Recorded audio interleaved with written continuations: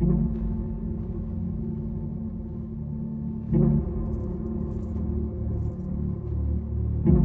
is Major. I'm on site.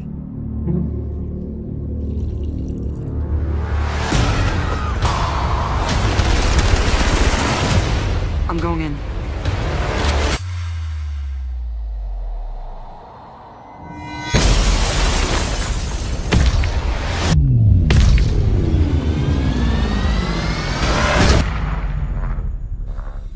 You are the first of your kind, but you're not invulnerable. Maybe next time you can design me better. Everyone around me, they feel connected to something. Connected to something I'm not. What are you?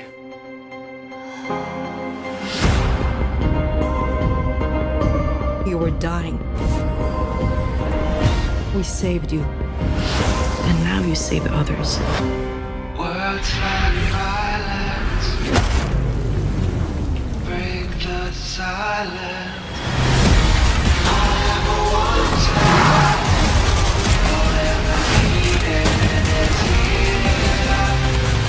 I don't know who to trust. You trust me, right? I know I have a past. I'll find out who I was.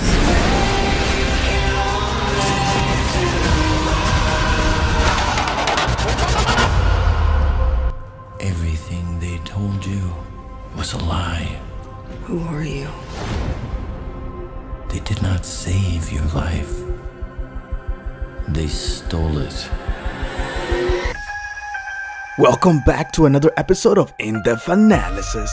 Subscribe to Anime Live Reactions for more. Share this video with your friends. Let's begin with the opening images. This is a beautiful shot walking down the hallway, and this is taking place within the first half hour of the movie. Now you can tell by the gold that this is for the upper class, for the rich, and that is not a person. In fact, that is a robotic geisha, and they're basically like a traditional hostess except robotic. So you can tell by the hair, by the mouth or the lips, the eyes, the face structure, that they're taking inspiration from two different character models from the anime. So this right here, you can tell already the similarities right away, but that's actually taking place in Ghost in the Shell 2 Innocence, that was released on March 6, 2004. Great movie, and of course Production IG, the studio behind it. But I like the way the live action is going with this because it looks more robotic. It doesn't look like a human, and I love that. It just looks really creepy, really stale. And in the anime, you can't really tell if it's a robot until their face is all open. So when their face is not open, it really looks like a human. It's really hard to tell the difference. So I love the way the live action is doing this. Now this scene, the guy on the front left, if you zoom into him, you can see that he's wearing a cybernetic collar. And a lot of these characters have this sort of modifications and devices, except normally it's internally done, but in this case he has it externally, and we're gonna see something like this with a different character very soon in the trailer. But anyways, I want to focus on this because there are no females invited to this private event. It's all men, it's all upper class men, and of course they're kind of making fun of that part of society. Now this character, he is not important to the movie, but he is important to this specific scene. Now, you can tell by this shot right here that he's rich. You can tell by the gold thumb. He likes to bing bing or bling bling like Lil Wayne or Lil Jon. And you can tell by the overpouring of the water over the cup that something's wrong here. The geisha is going out of control, and it's not gonna be good for this guy. But anyways, this scene right here is actually an iconic scene taken from Ghost in the Shell standalone complex, The Laughing Man, and that was released on September 23rd, 2005. Now that's the scene straight from the anime, and it's very similar, but in this case the geisha looks a little bit more human. It's hard to tell that it's a robot. So I love the way that the live action gives it like this spidery look, like this really creepy robot. It's pretty freaking epic, and that's actually taking place around 7 minutes and 29 seconds in the anime, or in the anime movie. So definitely this scene is taking place somewhere within the first 20 minutes of the live action movie. but the overall majority of the movie is actually inspired by the original Ghost in the Shell release of 1995. Although they are going to be taking iconic scenes from other movies and other anime from the Ghost in the Shell series that aren't related to the 1995 version, but they're twisting it to create their own original adaptation. Now in this shot, this is Major Motoko Kusanagi, and of course that is the main character of the movie. And I love this scene because they really did a good job at expressing how it looks in the anime. Now they kind of went over the top and gave it more detail, but I'm okay with that because it still gives it the same feeling and perspective as the movie from 1995. Now what she's wearing right there, Major is wearing a visor, and the purpose of a visor is basically to transfer light to her eyes when the optical camo is engaged. So there is definitely a reason for that, and that is taken straight from the 1995 movie, except in this shot she doesn't have it on, but it turns on once you have it over your eyes and then it's working. Now people have been wondering, why is she naked? If you're not a fan of the series, you haven't seen the movies, you might not know, but the reason why she's kind of naked is because that is what allows her to go camouflage, except because they're trying to keep a PG-13 rating, they're not gonna go full out naked. They're gonna, this is the best that you're gonna have. But in the movie from 1995, it's completely naked, so definitely you have to blur it out if you're gonna use this on YouTube. Now this scene is straight from the anime movie of 1995, except I really like how the anime movie does it, just because it gives it like a perspective above the gun, and then you see the city below it. It's just a really nice perspective. And of course the live action is, they're doing their best to make it like the anime, but the anime just has a different off angle. It's not centered, it's off to a different angle, whereas on the live action is straight centered, which is totally fine, but I prefer how they do it in the movie from 1995. Anyways, right here again, this is straight from the anime movie, and they're doing a pretty good job of replicating that. Now I want you to pay attention to the fish, because that's something new, and these floating fish are going to be a recurring theme throughout the movie, because the fish actually represent Major, and it represents her feelings in the inside. She feels just like the fish that you have at home. It feels for them like they're living in their own reality, but in reality they're actually trapped inside this prison. So that's exactly how the Major feels, and she's swimming inside this prison trying to figure herself out, and there's gonna be a theme throughout the movie. Now this shot is straight original. We don't see that in the 1995 movie, but of course we have similar shots in the anime. But this, they actually did something slightly different, because in the movie from 1995 she never goes inside the building. In fact, she breaks open the window by shooting the guy on the left side, but she actually never enters or reveals herself until the very end. So it's just a little bit different. The live action movie of course is gonna do things differently. Now this shot is taking place around 7 minutes and 29 seconds, and I want to show you exactly what happens during this moment. Do you guys think the guy's gonna survive, or do you think he's gonna get killed? Well, let me show you what happens.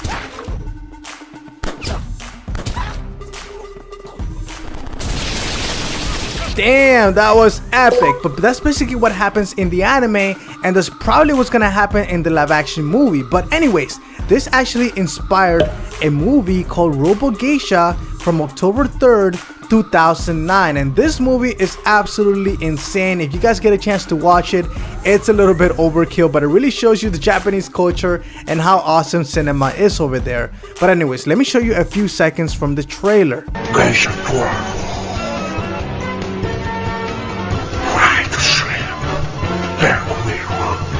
Man, this is so over the top, so freaking epic. I love it. I love Japan. I love everything about this. Moving on, this is Hanka. Now this is Hanka Robotics, and that's actually where Major was created, and they're also going to be controlling the security, and it's going to play a major role in the movie, so keep an eye out for Hanka Robotics. Now this is probably taking place after the shelling sequence, which happens within the first 2 to 5 minutes of the movie, and it looks like this happens right after that, or maybe the Major is being repaired after some sort of battle. So, but I actually think this is happening at the beginning of the movie after the shelling sequence. And of course, Ghost in the Shell inspired people from Westworld, and some of the concepts of Westworld directly come from Ghost in the Shell. Now, this is Juliette Binoche. She is a French actress, and I don't know why they decided to have a French actress instead of an Asian actress to play a small role. But anyway, she is basically the creator of Major, so not too much more to say about her. Now, you can tell that there's a little bit of overpopulation issue just because all the houses are stacked on top of each other just to maximize space. Now, this shot is taken straight from the 1995 movie, basically the wake up sequence of the movie, and it's extremely similar to the movie, so they're doing a pretty good job there. Now, not much is happening here, but again, look at the fish. The fish are a recurring theme throughout the movie, and again, it's symbolizing what the Major feels inside her mind. But take a look at the letters L and K, because then they turn into pretty much people. Now, of course, it's all a hologram, it's not real, but I found that interesting. I wonder what it means. Now, this girl right here, that is a hooker, and we see her later in the movie when the Major actually goes inside and has this like sexual moment with her, because in fact she's bisexual, and yes, she does have sex with her in the movie, and of course in the anime as well. But yeah, they have a little fun time, and the Major is bisexual because she can't really have sex with men because it will be very painful for the man, so she instead has sex with the females. But of course, because she is taking a robotic body, then she's pretty much bisexual. It doesn't matter which gender she wants to be with. Now, this right here, if you zoom into her face, she's wearing something on her face. Now, I don't think this actually means much in the movie, but I think they're actually trying to represent what's happening in the real world, where in Japan they wear this over their face because of all the pollution issues. So I think that's what that's trying to represent, but in terms of the movie, it doesn't really mean anything. Now, this is a huge graveyard right outside, everything overpopulated, everything stacked on top of each other. And I love this shot because it's showing you the difference or the juxtaposition between religion and medicine right next to each other. And of course, these are giant holograms or billboards, whatever you want to call them, that are not real. Then we get a shot of the brain of Major, and of course Major, her brain is that of a human, but the rest of her body is robotic, so that's what makes her special. And now we get our first look at the shelling sequence, which is absolutely awesome. I love the way the movie is handling this. It looks very original, very close to the movie from 1995, and I love this. They actually released the first 2 minutes of the movie. I mean, I can't show you the whole thing, but I can show you a few seconds of it because I want you to actually pay attention to the audio, pay attention to the music that they're using.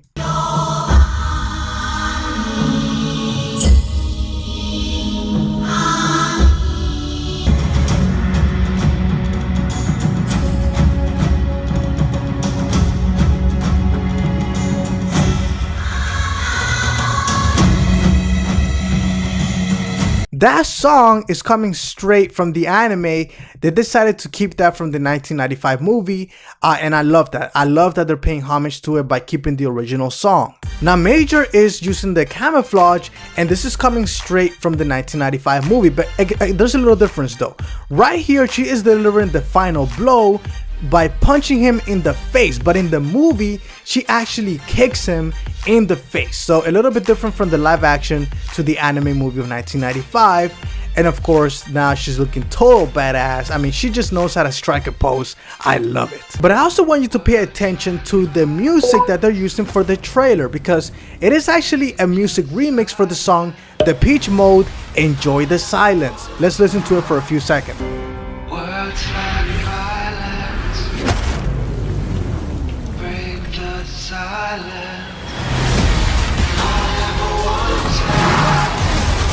And that the lyrics of that song perfectly reflect what pretty much the Major is going through, how she feels, and the whole scenario of this movie. So I love the fact that they chose the song, especially since the song was written when it came out around the same time as the manga. So, except this is of course a remix of it, it's not the original, but I still really enjoy it. Now we get our first shot of Batou, and you can tell by the eyes. And I love the fact that they went out of their way to really change the nose and to really make it look like it does in the anime.